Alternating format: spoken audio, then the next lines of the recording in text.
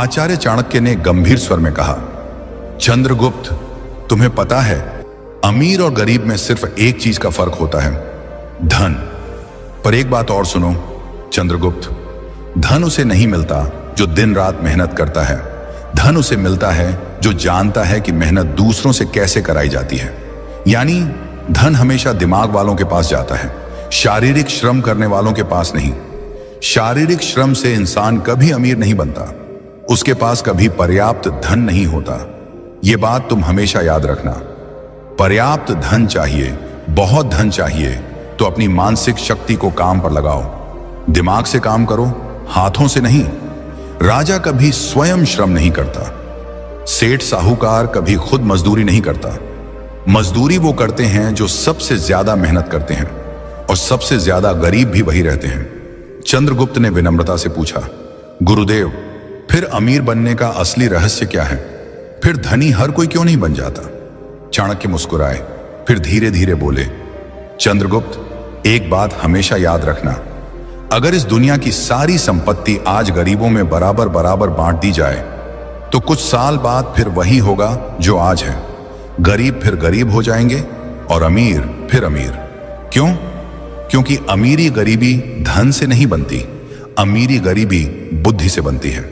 जो व्यक्ति अपनी बुद्धि के घोड़े दौड़ाता है उसे अमीर बनने में देर नहीं लगती। जो बुद्धि को सोने देता है और केवल शरीर से मेहनत करता रहता है वो जीवन भर गरीब ही रहेगा। धन बुद्धि का खेल है, मेहनत का नहीं। फिर चाणक्य ने कहा, आज मैं तुम्हें 7 ऐसे तरीके बताने जा रहा हूं जिन्हें जान लेने के बाद तुम्हें धनवान बनने से कोई नहीं रोक सकता। ये 7 तरीके चाणक्य नीति के सबसे गहरे सूत्र हैं। इन पर अगर तुम अमल करोगे तो एक दिन पूरा भारत तुम्हारे नाम का जयकारा करेगा। और फिर चाणक्य ने पहला सूत्र बताया, नियम 1, अपनी अक्ल में पैसा लगाओ। यह सबसे बड़ा निवेश है। अगर तुम सचमुच धनवान बनना चाहते हो, जीवन में वह ऊंचाई छूनी है जहां न पैसों की कमी रहे, न सम्मान की, न स्वतंत्रता की, तो सबसे पहला और सबसे जरूरी काम यह है कि तुम अपना सारा ध्यान, सारा पैसा और सारा समय सबसे पहले अपनी अक्ल पर लगाओ। मैंने तुम्हें पहले ही कहा था, शारीरिक श्रम छोड़ दो। हाथ पैर से मेहनत करने में कोई बुराई नहीं, लेकिन वो तुम्हें एक सीमा तक ही ले जाएगी। उस सीमा के बाद रुक जाओगे। मजदूर दिन रात हथौड़ा मारता है, फिर भी 2 जून की रोटी को मोहताज रहता है। क्यों? क्योंकि उसने अपनी अक्ल को कभी नहीं खोला। दिमाग के घुड्डे को दौड़ाओ, और दौड़ाने का मतलब है सीखो, सीखते रहो, जीवन के अंतिम क्षण तक सीखते रहो। जो व्यक्ति सीखना बंद कर देता है वो जीते जी मर जाता है, उसकी कमाई भी मर जाती है। नियम 2, मौके खुद नहीं आते, उन्हें पहचानना पड़ता है। अवसरः कालेन आगच्छति कालेन च नश्यति तम यह सन्नादति स सिद्धिम प्राप्नोति।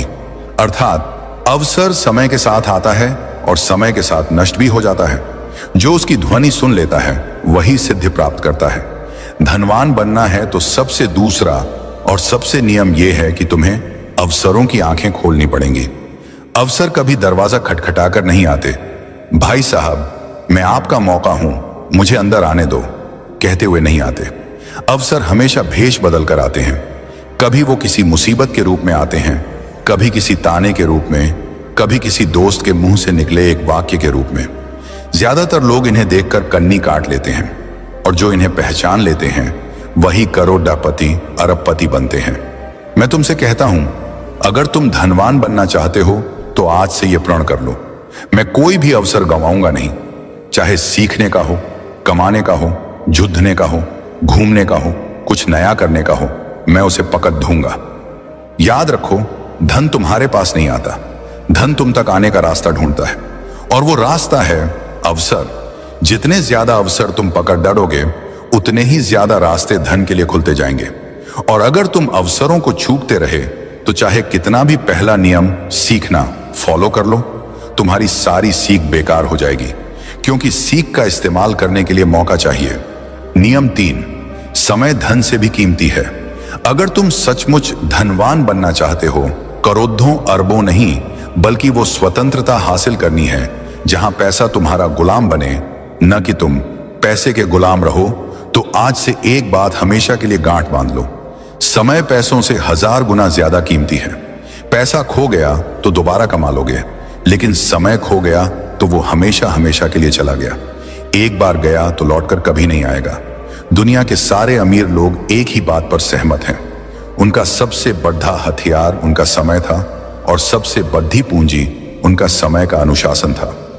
अगर तुम आज भी अपना समय बर्बाद कर रहे हो तो तुम धनवान बनने के लायक नहीं हो, क्योंकि धनवान बनना कोई खेल नहीं है, ये युद्ध है। और इस युद्ध में जो सबसे ज्यादा अनुशासित होता है वही जीतता है। धन तुम्हारे पास तभी आएगा जब तुम उसे साबित कर दोगे कि तुम उसके लायक हो, और तुम ये तभी साबित कर सकते हो जब तुम अपना हर पल, हर सांस, हर मिनट उसे समर्पित कर दोगे। आज से प्रण कर लो, मेरा समय मेरा सबसे बड़ा खजाना है, मैं इसे किसी को छूने भी नहीं दूंगा। न फालतू लोगों को, न फालतू आदतों को, न फालतू विचारों को। मेरा हर मिनट मेरे लक्ष्य के लिए होगा। मैं 24 में से 24 घंटे अपने सपने को दूंगा। जब तक सांस है तब तक रुकूंगा नहीं। इसी एक नियम को जीवन में उतार लोगे तो 7 में से बाकी नियम अपने आप तुम्हारे जीवन में आने लगेंगे, क्योंकि जिसने समय पर कब्जा कर लिया उसने धन पर, जीवन पर, भाग्य पर कब्जा कर लिया। नियम 4, धन आने से पहले खुद को तैयार करो। धन कमाना कठिन नहीं है, सच में कठिन है धन को अपने पास रोकना। तुमने देखा होगा, लॉटरी लगी, 2-4 साल में कंगाल, सैलरी बढ़ी, 1 साल में फिर वही पुराना रोना, बिजनेस चला, 2 साल में फिर कर्ज में डूब गए। क्यों? क्योंकि धन आने से पहले उन्होंने खुद को तैयार नहीं किया था। वे बर्तन थे पर छलनी थे, पानी डालो सारा नीचे। मां लक्ष्मी बहुत चतुर हैं, वे वहां नहीं ठहरती जहां संयम नहीं, जहां नियंत्रण नहीं, जहां आदतें गंदी हैं। धन एक नदी है, अगर तुमने बांध नहीं बनाया तो वह बह जाएगी, और बांध बनता है तुम्हारे अंदर, तुम्हारी आदतों में, तुम्हारे चरित्र में। इसलिए आज का नियम सबसे कठोर और सबसे जरूरी है। धन आने से पहले खुद को तैयार करो। अगर तुम आज गरीब हो पर संयम सीख लोगे तो कल अमीर बनकर भी राजा बने रहोगे, और अगर आज अमीर हो पर संयम नहीं सीखा तो कल कंगाल बनकर रोओगे। धन आता है तो तुम्हारी असली परीक्षा शुरू होती है। वह तुम्हें दिखाता है कि तुम सच में कौन हो। लालच है या संतोष, अहंकार है या विनम्रता, फिजूल खर्ची है या विवेक, दिखावा है या गरिमा। ज्यादातर लोग इस परीक्षा में फेल हो जाते हैं। पहली बड़ी सैलरी आई नहीं कि नई गाड़ी, नया फोन, पार्टी, शराब, मौज मस्ती। 2 साल बाद फिर वही पुरानी साइकिल। मैं तुमसे कहता हूं, धन आने से पहले खुद को ऐसा बना लो कि जब करोड़ों आए तब भी तुम पहले जैसे ही रहो। जूते पुराने हों या इतालवी, तुम्हारा चलना वही रहे। खाना ढाबे का हो या 5 सितारा, तुम्हारी भूख वही रहे। यही असली तैयारी है। लालच धन का सबसे बड़ा दुश्मन है। जैसे ही 2 पैसे हाथ में आते हैं, लालच कहता है, अरे यार अब तो जी ले, अब तो मौज कर, और तुम जीने के चक्कर में अपना भविष्य मार देते हो। नियम 5, अपनी संगति को सुधारो और दिमाग को लक्ष्य के प्रति प्रेरित रखो। तुम चाहे जितना भी सीख लो, जितने भी अनुभव कर लो, जितना भी समय लगाओ, अगर तुम्हारी संगति गलत है तो सब बेकार। तुम वही बनते हो जिनके साथ रहते हो। तुम्हारी कमाई, तुम्हारा चरित्र, तुम्हारा भाग्य, तुम्हारा भविष्य, ये सब तुम्हारे आसपास के 5 लोगों के औसत से तय होता है। तुम जहां बैठते हो, जिसके साथ चाय पीते हो, जिसके साथ रात को फोन पर घंटों गप्पे मारते हो, वही बताता है कि 10 साल बाद तुम कहां होगे। जो मनुष्य धनवान बनना चाहता है वह सबसे पहले अपनी संगति को देखे, क्योंकि जिस प्रकार लोहे की कील लोहे से ही तेज होती है, उसी प्रकार मनुष्य का चित्त उसी के समान हो जाता है जिसके साथ वह अधिक समय बिताता है। जब तुम नीच, आलसी, लंपट, नकारात्मक बोलने वाले लोगों के बीच रहते हो तो तुम्हारा मन भी वैसा ही हो जाता है। तुम्हें लगता है, अरे दुनिया में कुछ नहीं हो सकता, पैसा तो किस्मत से आता है, मेहनत करने से कुछ नहीं होता, और ऐसे विचारों से तुम स्वयं ही अपने पांवों पर कुल्हाड़ी मार लेते हो। पर जब तुम उच्च चिंतन वाले, धनवान, विद्वान, संयमी और लक्ष्यनिष्ठ लोगों के बीच रहते हो तो तुम्हारा मन भी ऊंचा उठने लगता है। तुम्हें स्वयं ही लगने लगता है, मैं भी कर सकता हूं। चंद्रगुप्त, जीवन में एक बात हमेशा याद रखना, उधार वो दीमक की तरह है जो रिश्ते को खोखला कर देता है, चाहे वो रिश्ता कितना ही मजबूत क्यों ना हो। और इन्हीं उधारों से धन की सबसे ज्यादा हानि होती है। जीवन में धन मांगने के लिए अक्सर हमारे अपने खास रिश्तेदार आते हैं, कभी कभी दोस्त भी, लेकिन हम ना कहने में हिचकिचाते हैं, डरते हैं कि कहीं रिश्ता टूट ना जाए। हकीकत यह है कि बहुत से लोगों को पता ही नहीं होता कि ना कैसे कहा जाए, क्योंकि उनके पास सही शब्द या तरीका नहीं होता। लेकिन आज मैं तुम्हें यही रणनीति बताऊंगा। जब कोई तुमसे उधार मांगने आए, अगर तुम ये 3 सवाल पूछ लोगे तो वो खुद ही उधार मांगने के बजाय कोई और बहाना बनाकर तुम्हारे यहां से चुपचाप निकल जाएगा। लेकिन चंद्रगुप्त, ये एक विद्या है जो डर से मुक्ति देती है। अगर तुम नहीं जानोगे तो हमेशा उलझते ही रहोगे, क्योंकि मैंने अक्सर देखा है कि लोग इसी वजह से अपनी जिंदगी की कमाई गंवा बैठते हैं। नमस्कार दोस्तों, डे इंस्पायर्ड चैनल में आपका फिर से स्वागत है। अगर आपको भी चाणक्य नीति पसंद आती है तो कमेंट में जरूर बताएं कि आप भारत के किस राज्य से ये वीडियो देख रहे हैं, ताकि हम समझ सकें कि हमारी बातें कहां कहां तक पहुंच रही हैं। और चलिए बिना देर किए वीडियो की शुरुआत करते हैं। दोस्तों, चाणक्य की ये बातें आज भी उतनी ही सच्ची हैं जितनी उस पुराने जमाने में थीं। कल्पना कीजिए, चाणक्य के समय में पाटलिपुत्र की गलियों में एक साधारण व्यापारी रहता था। नाम था विष्णुदास। वो दिन रात मेहनत करके अपना व्यापार चलाता था, अनाज बेचता था और थोड़ी बहुत बचत करता था अपने परिवार के लिए। एक दिन उसका दूर का रिश्तेदार आया, बोला, भाई मेरी फसल बर्बाद हो गई है बाढ़ में, बस थोड़े पैसे उधार दे दो, अगली फसल में लौटा दूंगा। विष्णुदास का दिल पसीज गया। उसने अपनी सारी बचत दे दी। लेकिन महीने बीत गए, साल बीत गए, वो रिश्तेदार नजर नहीं आया। बाद में पता चला कि उसने वो पैसे अपनी ऐशो आराम में उड़ा दिए थे। विष्णुदास का परिवार भूखा रहा, बच्चे स्कूल नहीं जा सके और वो रिश्ता, वो तो पहले ही खोखला हो चुका था। चाणक्य कहते थे, धन की रक्षा करना परिवार की रक्षा करना है। आज के समय में भी यही हो रहा है। लोग फोन पर मैसेज करते हैं, भाई इमरजेंसी है, 50,000 उधार दे दे, और हम देते हैं क्योंकि नहीं देना हमें बुरा लगता है।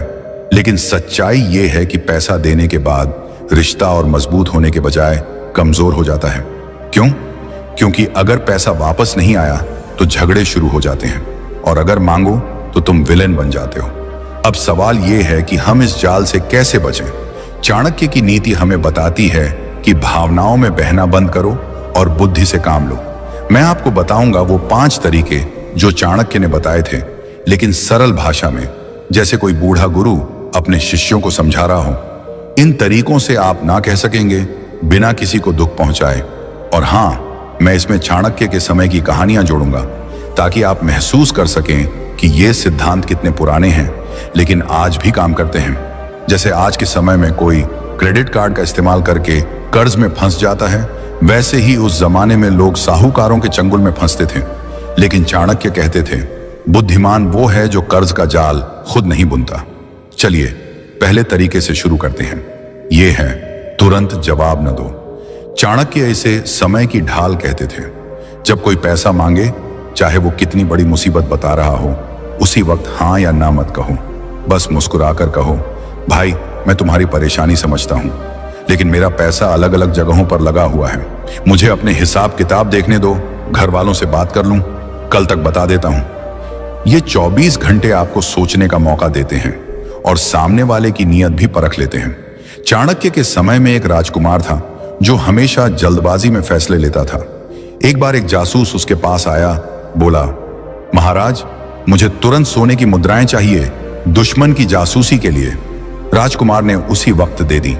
बाद में पता चला वो जासूस दुश्मन का था। चाणक्य ने राजकुमार को डांटा, समय लो, सोचो, तब फैसला करो। आज के समय में भी अगर कोई ट्रांसफर करने को कहे तो कहो, बैंक बंद है आज, कल देखते हैं। आप देखेंगे अगर जरूरत झूठी है तो वो इंतजार नहीं करेगा, किसी और के पास चला जाएगा। लेकिन अगर सच्ची है तो इंतजार करेगा। यह तरीका आपको आसान शिकार होने से बचाता है। मैंने खुद देखा है, मेरे एक दोस्त ने ऐसा किया। उसका चचेरा भाई आया, 20,000 मांगे। दोस्त ने समय मांगा। अगले दिन भाई खुद बोला, रहने दे, किसी और से ले लिया। बाद में पता चला वो पैसे पार्टी में उड़ाने थे। ऐसे छोटे छोटे अनुभव हमें सिखाते हैं कि धैर्य कितना बड़ा हथियार है।